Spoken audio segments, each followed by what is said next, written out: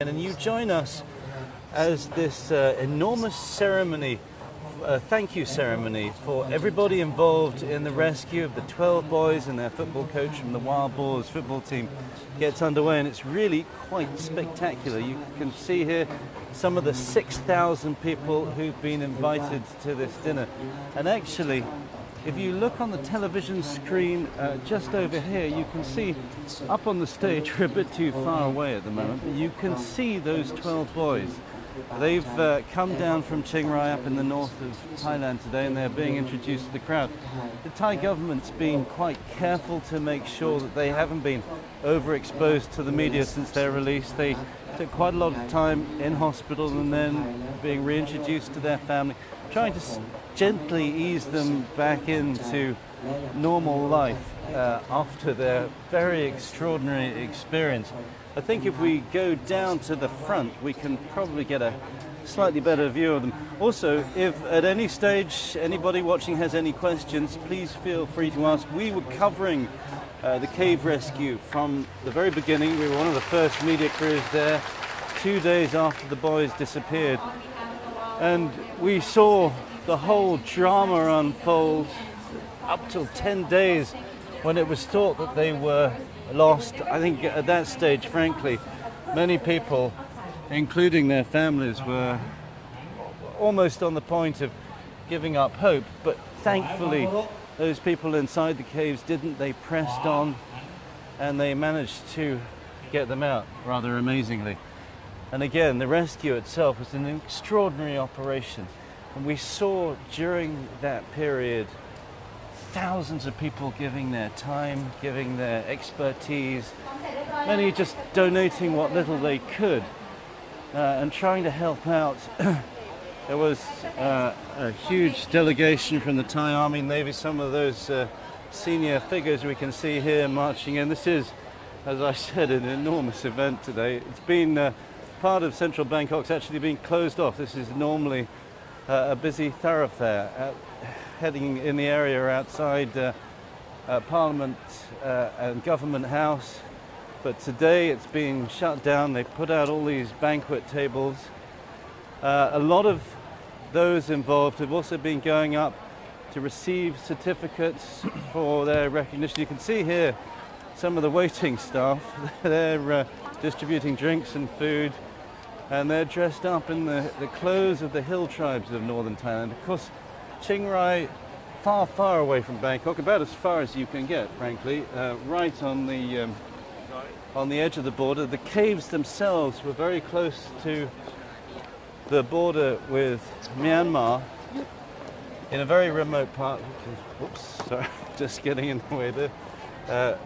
If we come up to the stage, the boys came in a little while ago and actually seem now to have moved off, but their reintroduction into society has been relatively slow. They've been kept for the most part away from the media. I think the government said it was very keen after this incredibly traumatic experience that they didn't expose them too much. Of course, many media organizations, both here in Thailand and from overseas, have been clamoring to get access to them. It was a story that really captured the imagination of the world, both for the drama, but also, I think, seeing all of these people coming together and working so hard. And frankly, you know, with stories like this, and I've covered my fair share, I think many of us at a certain point thought that there was very little chance of seeing those boys again.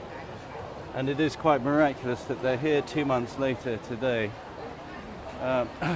They are now somewhere in this melee of people. Rather hard to see them. If we just move forward, I think we can probably get a view. If you look at it, a lot of these tables have guests from the military, as we just said, also Thailand's civilian rescue services. A lot of these people are volunteers. You can see some of them here in the red uniform and the blue uniform there. Those are civilian rescue teams, some of whom were based up in Chiang Rai. There's a gentleman here from the ambulance rescue service. And it was really astonishing to see how many people, more search and rescue people here. A lot of these actually, if you look on the back of this, you can see the Chinese character. A lot of these actually are originally funded by overseas Chinese organizations, and they have been very well established in Thailand as part of rescue efforts. Of course, in a lot of Thailand there is not actually an ambulance service, so a lot of those rescue efforts do rely very much on volunteers. Now, if you come over here, I think we can just see that table over there is where the boys have been settled. I would imagine they've had a pretty busy day today. They've been out at one of Bangkok's largest shopping centres, where there's been an exhibition showing some of the tools that were used in that rescue effort, including the submarine that was donated by Elon Musk, which was quite controversial in the end, wasn't actually used. But the boys are all over there. I can't actually see Coach Egg. He's the one he remains in a monastery. I saw him in some of the media coverage earlier today. And we can also see some members of the US military. They were part of a team that came down from their base in Okinawa, and a central part of that rescue team. Of course, that diving team was led by 2 British divers. They don't appear to be here today, but it was very interesting to see how quickly that the cave diving community managed to pull together and get people into this remote part of Thailand. We're going to move away here because I think there's a little bit of concern that the Prime Minister's about to arrive, so we're being gently ushered out of the way. But we'll show you a little bit of the other celebrations that are going on. Lots of civil servants here. They're all enjoying a sumptuous meal of what looks like, I think it's a meal designed to reflect some of the best Thai cuisine of northern Thailand. It is a very different part of Thailand. Actually, we can go and have a look over here at some of the food that's being prepared. It's interesting that during the cave rescue, actually, there was a kitchen put on for a lot of the volunteers and the rescuers by His Majesty the King, and you know, one of the things that the press noted was that there was very good food available, even in some of the trying circumstances during the rain, the mud and the wet outside Tham Luang cave. We've got some little samples of what looks like deep fried pork and some sausages here with flags representing some of the international teams that came. Some Thai desserts here. We seem to have some rather large hams. Now, those I don't think are representative of northern Thai cuisine, but I think a little bit on offer today. The sentiment, I think, is that this was very much an international rescue. Thailand, I think, has been expressing. If you arrive in Thailand today on Thai Airways planes, they play a little message from the boys saying thank you for all of their help. And I think people here were very touched by the reaction of the world, the emotional outpouring. I mean, there do remain some very considerable questions. Given the amount of resources that are being poured into events like this, there actually hasn't been very much done in the last 2 months to enhance Thailand's search and rescue capabilities. And of course, Thailand remains a hugely popular tourist destination, but we have seen in recent years some pretty fundamental problems with the facilities that they have. Of course, while this cave rescue was going on, there was also a less successful rescue going on down in the resort island of Phuket, where a boat had capsized, killing more than 50 tourists, most of whom were from China. And there are still some very big questions hanging over Thailand's capability to respond to these problems. Of course, without wanting to put too much of a dampener on today's proceedings, there were big questions raised when this first disaster occurred as to how Thailand would respond. They sent in Navy SEALs who were frankly not very well prepared.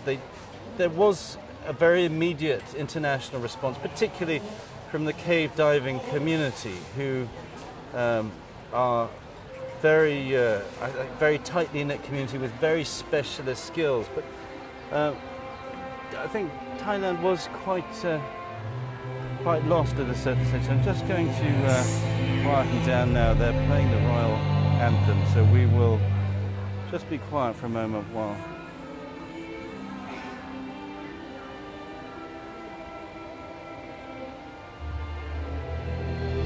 somebody's just made mention of the diver who died, the diver Sanam, a former Thai Navy SEAL. He was involved in the rescue team as part of a group of ex-Navy SEALs who went up, again, volunteers trying to do their best. And his death came at a point 2 days after the boys had been found. And at that stage, everybody was full of joy and hope that these boys, against all expectations, had been found. And I think it was felt that their rescue would be something of a formality. But what hadn't quite been understood, I think, by the world watching this drama unfold was just how complicated the rescue was. The diver Sanam, who was exceptionally well qualified, he was a Navy SEAL. He'd gone through all the rigorous training that Thai Navy SEALs had to go through and continued, even though he had left the armed forces, to be very fit. He was a triathlete. He used to participate in triathlon, so he was obviously incredibly fit and would have been very ready for the physical endeavors of the encounter. But he was caught in one of these long passageways that the divers had to go through. He was one of the support team, laying down air tanks so that the lead divers could go in and supply the boys. And I think that, tragic as it was, it sent home to people watching around the world just how complicated the escape was going to be. And we've since talked to some of the divers involved in that, and I think everybody says before they managed to get the boys out, there was a feeling that they would get some of them out, if not most of them, but there were bound to be some casualties because of the extreme risk.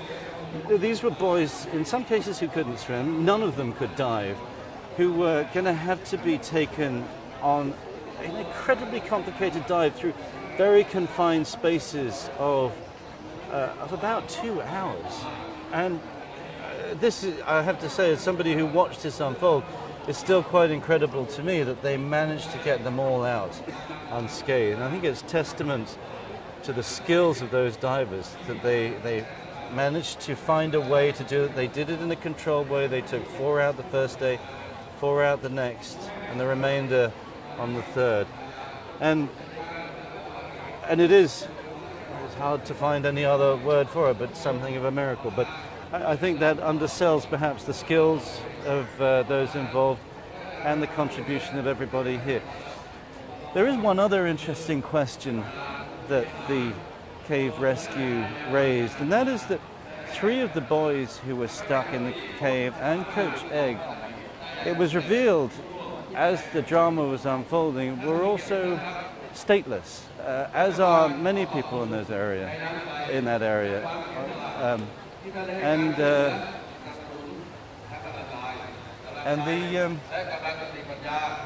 Since their escape and their rehabilitation back into society, they've been given proper citizenship. But we were up back at Tham Luang cave last week doing a story about those stateless people, and it is a massive problem. There are about 430,000 people in those areas who have no legal status. They have papers that show their place of residence, but they don't have Thai citizenship, even though they were born in Thailand. In some cases, their parents are born in Thailand. And they were, the 4 who came out of the caves have had that problem resolved, but it is a huge problem for many other people in that region. I'm just pausing slightly because the Prime Minister is just on stage, and he's reading a speech welcoming distinguished guests. It says the Royal Thai government is sincerely grateful for your outstanding efforts and expertise in dealing with so many daunting challenges and difficulties. I think the Thai government also very keen to capitalise both on the exposure it got from this story and I think justifiably the response from the rest of the world. The Prime Minister saying there that this rescue operation represents an important event in history. Excuse me, my Thai I'm afraid is not that good, so I'm just reading this off the translation that's being held there. But this is being marketed, I would say, as a united as one event. And I think Thailand's very keen, particularly as it is a country which has been divided politically and in many other ways over the past couple of years. And remember, we are living under a military government at the moment. We have been for the last 4 years. So I think they're quite keen to try and give the impression that this is a Thailand united. This is an opportunity for Thais to come together over this successful rescue operation. And how united Thailand really is, I guess, is open to debate. But going back to that issue of statelessness, this cave rescue did highlight the plight of the stateless issue. Not